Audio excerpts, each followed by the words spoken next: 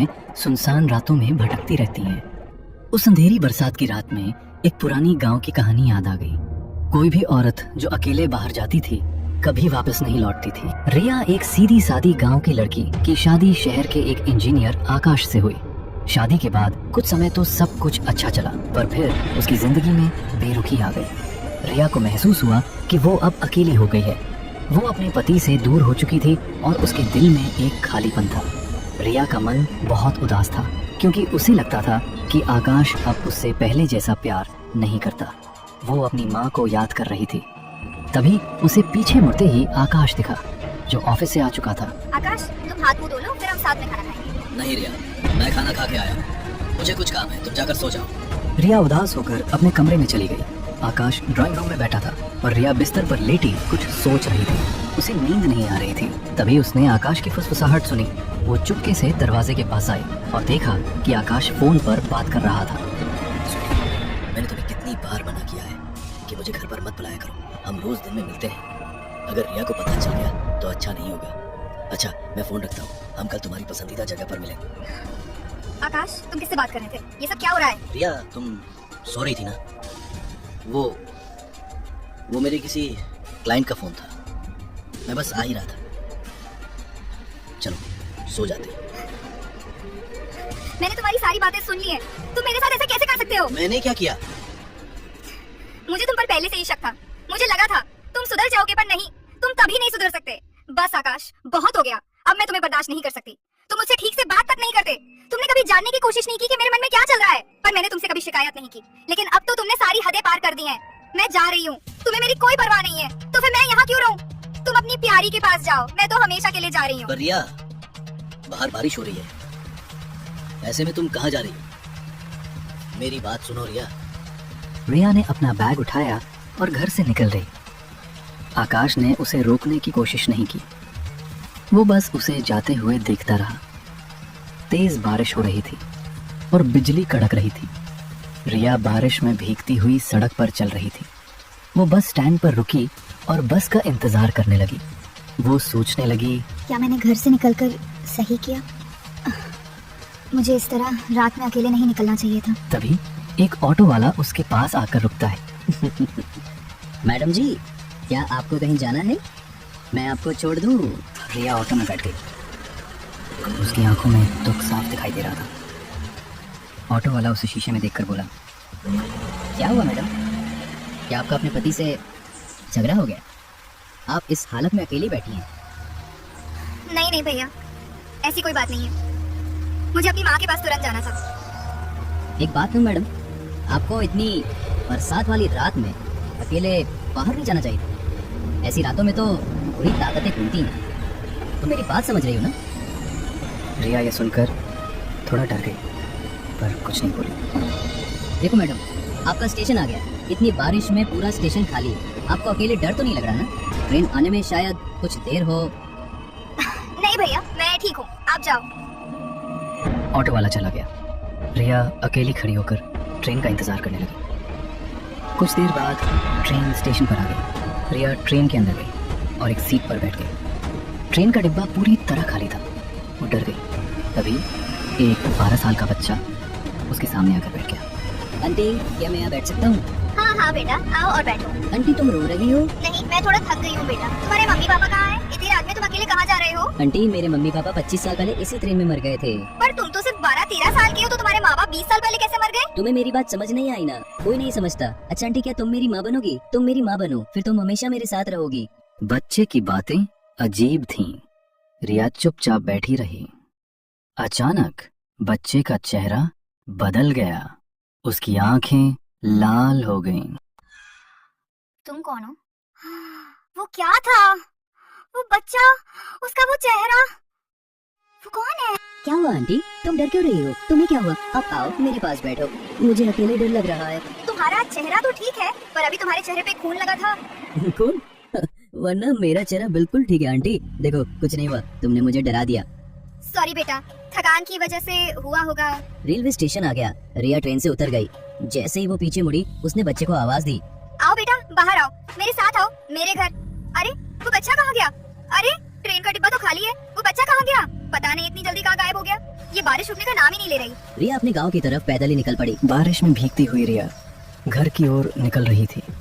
रास्ता सुनसान था, चारों तरफ अंधेरा था, दूर दूर तक कोई दिखाई नहीं दे रहा था। आसमान अभी भी बिजली की गड़गड़ाहट से चीख रहा था। रीमा सड़क पर अकेली चली जा रही थी, डरी हुई, सहमी हुई और आंखों में उदासी लिए। जो स्टेशन से 2 किलोमीटर दूर था, तभी एक बूढ़ी औरत उसके सामने आई। बेटी, तुम अकेली हो, तुम्हें इस ट्रेन में अकेले सफर नहीं करना चाहिए था। वो तुम्हें ले जाएगा। कौन मार डालेगा? और तुम हो कौन? मैं तो बस एक मुसाफिर हूँ बेटी। अगर तुम अपनी जान बचाना चाहती हो तो जल्दी से अपने घर जाओ। जल्दी जाओ, जाओ, जाओ। कौन मुझे छोड़ के नहीं जाएगा? आज मेरे साथ क्या हो रहा है मुझे कुछ समझ में नहीं आ रहा। पहले तो आकाश ने मुझे धोखा दिया, उसकी वजह से मुझे इस हालत में अकेले घर से निकलना पड़ा, और अब रास्ते में मेरे साथ कितनी अजीबोगरीब घटनाएं घट रही हैं। पहले तो मुझे पता ही नहीं चला कि वो बच्चा कहाँ गायब हो गया। क्या होगा? रात के करीब 2 बज रहे थे। बूढ़ी औरत अचानक गायब हो गई। रिया डरी हुई अपने घर की तरफ चल पड़ी। कुछ देर बाद घर पहुंची और दरवाजा खटखटाया। उसकी माँ ने दरवाजा खोला। रिया, इतनी रात को अंदर आओ।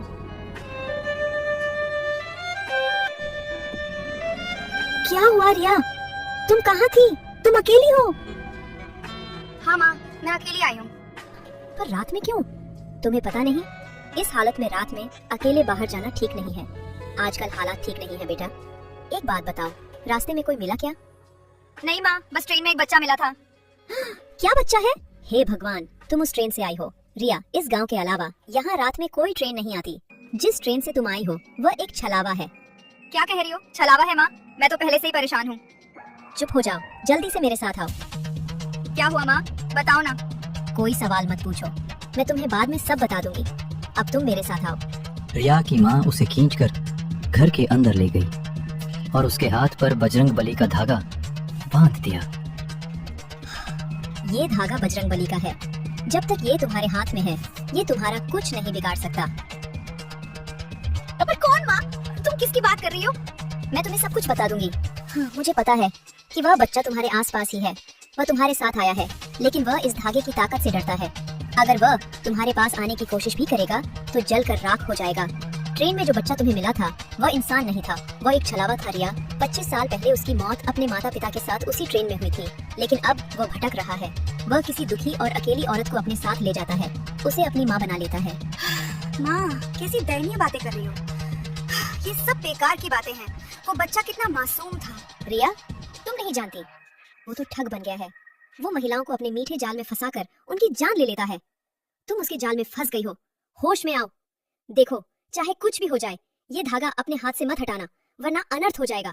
तुम मेरी इकलौती बेटी हो रिया। माँ, चिंता मत करो, ठीक है? मैं जैसा कहूंगी वैसा ही करूंगी। अब तुम सो जाओ, सुबह बात करेंगे। रिया और उसकी माँ सो गईं। रिया को नींद नहीं आ रही थी। तभी दरवाजे पर दस्तक हुई। अरे, इतनी रात को दरवाजे पर कौन है? जरा जाकर देखूं। रिया दरवाजा खोलती है और देखती है कि वही बच्चा दरवाजे पर खड़ा है। आंटी, मुझे बाहर बहुत ठंड लग रही है, मैं भीग गया हूँ, मुझे अंदर आने दो। हाँ हाँ, अंदर आओ। आंटी, आपने अपने हाथ में क्या बांधा है? जब आप ट्रेन में थी तभी आपके हाथ में नहीं था। अरे, ये तो मेरी माँ ने मेरे हाथ में बांधा है। आंटी प्लीज, ये धागा मुझे दे दो, मुझे डर लग रहा है, मुझे इसे भी बांधना है। रिया उस धागे को खोलने की कोशिश करती है, तभी उसकी माँ उसे रोक देती है। रुको रिया, ये क्या कर रही हो? मैंने कहा था ना कि इसे हाथ से मत हटाओ। इस बच्चे से दूर रहो। माँ, ये वही बच्चा है, देखो कितना प्यारा है। रिया, ये सब धोखा है, धोखा। तुम यहाँ क्यों आए हो? चले जाओ। देखो, मेरी एक ही बेटी है, तुम उससे दूर रहो। यहाँ से चले जाओ। अरे नहीं, मैं कोई धोखेबाज नहीं हूँ। मैं यहाँ आपका घर मांगने आया हूँ। मुझे भूख लगी है और बाहर बारिश हो रही है। मैं सुबह यहाँ से चला जाऊंगा। माँ, वो सही कह रहा है। देखो, इतनी बारिश में वो कहाँ जाएगा? उसे आज रात यहीं रहने दो, प्लीज माँ। रिया की माँ को उस बच्चे पर यकीन नहीं था, लेकिन बेटी की जिद के आगे वो मान गई। अगली सुबह बारिश रुक गई। रिया, वो बच्चा कहाँ है? अरे माँ, फिर शुरू हो गई। वो अभी भी सो रहा है। जैसे ही वो उठेगा, मैं उसे कह दूंगी कि वो चला जाए। तभी बच्चा आता है। आंटी, मुझे भूख लगी है, मुझे कुछ खाने को दे दो। ठीक है बेटा, तुम बैठो, मैं अभी लाती हूँ। रिया की माँ उस पर कड़ी नजर रख रही थी। आंटी मुझे दूध पीना है, मैं ये नहीं खाना चाहता। माँ, इसके लिए थोड़ा दूध ले आओ। ठीक है, मैं लाती हूँ, पर तुम अपना ख्याल रखना, समझ गई? अरे ये धागा मुझे दे दो आंटी। रिया ने जैसे ही हाथ से धागा खोला, बच्चा अपने असली रूप में आ गया। रिया डर गई।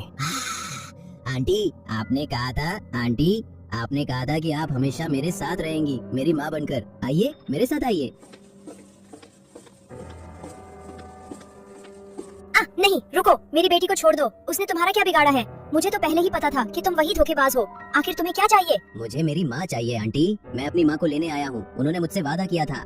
उसकी आवाज अब एक बच्चे की नहीं, बल्कि एक बूढ़ी और कर्कश औरत की तरह लग रही थी। कमरे में अचानक ठंडी हवा बहने लगी और दीवारों पर लगी तस्वीरें हिलने लगी। माँ, ये क्या हो रहा? चुप रहो, इसे अपने पास मत आने देना। ये एक बुरी आत्मा है रिया, इसने कई औरतों को धोखा दिया है। आओ मेरी बच्ची, अब तुम्हें कोई दुख नहीं होगा, हम हमेशा साथ रहेंगे। उसका हाथ धुएं जैसा लग रहा था और उसकी उंगलियां लंबी और नुकीली थीं। रिया डर से अपनी आंखें बंद कर ली। उसकी माँ ने जोर से बजरंग बली का नाम लिया और घर में रखा गंगा जल उस आत्मा पर छिड़क दिया। ये क्या है? तुम मुझे चला रही हो? गंगा जल पड़ते ही उस आत्मा के शरीर से धुआं निकलने लगा और वो पीछे हटने लगा। उसकी आंखें अब जलते हुए कोयले की तरह लाल थीं। निकल जाओ यहाँ से, मेरी बेटी को अकेला छोड़ दो, तुम्हारा यहाँ कोई ठिकाना नहीं है। तुम इसका पछताओगी, तुम मुझे मेरी माँ से दूर नहीं कर सकती, मैं वापस आऊंगा। इतना कहकर वो आत्मा एक काले धुएं के बादल में बदल गई। बाहर तेज हवा चल रही थी और बारिश फिर से शुरू हो गई थी, जैसे प्रकृति भी उस बुरी शक्ति के जाने से कांप रही हो। रिया डर से अपनी माँ से लिपट गई। उसका पूरा शरीर कांप रहा था। उसकी माँ ने उसे कसकर पकड़ लिया और उसके माथे पर प्यार से हाथ फेरा। डरने की कोई बात नहीं है रिया, वो चला गया। बजरंग बली हमारे साथ है।